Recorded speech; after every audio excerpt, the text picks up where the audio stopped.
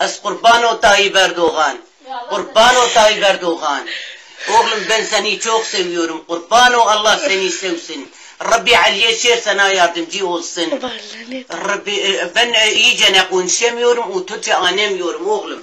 Ben biraz konuşuyorum. Rabbi Allah sana yardımcı olsun. O Rabbi sen Allah'a emanet ol.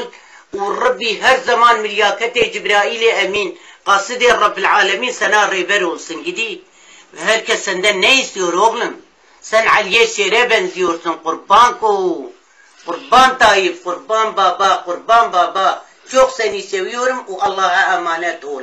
O keşke senin sesi de şimdi benim yanımda olsa. Kılıçdaroğlu'nu söyle. Ya gidiyor o her zaman koşuyor oğlum. Birisi İzmir'de koşuyor. Onun kafası aynı nar gibidir. O koşuyor adam koşuyor. Hiçbir şey anlamıyor. O hepsi yalanla konuşuyor. Gideyim. Kardeşim sen ne istiyorsun papuko? Sen hiçbir şey bilmiyorsun la o. O İslam Rabbi Tayyip'e kurban olsun, o hayran olsun Rabbi.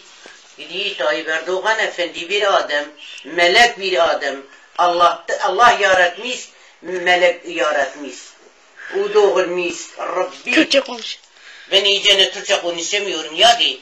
Tayyip Erdoğan ama ben keşke senin yanında olsaydım. O her zaman sana dua edeceğim oğlum. O her zaman namaz kıldığım zamanı da Kullu Allah vahad 100 tane sana gönderiyorum. Melek sana rehber olsun Rabbi. Vavili nedir bu nedir siz ne istiyorsun?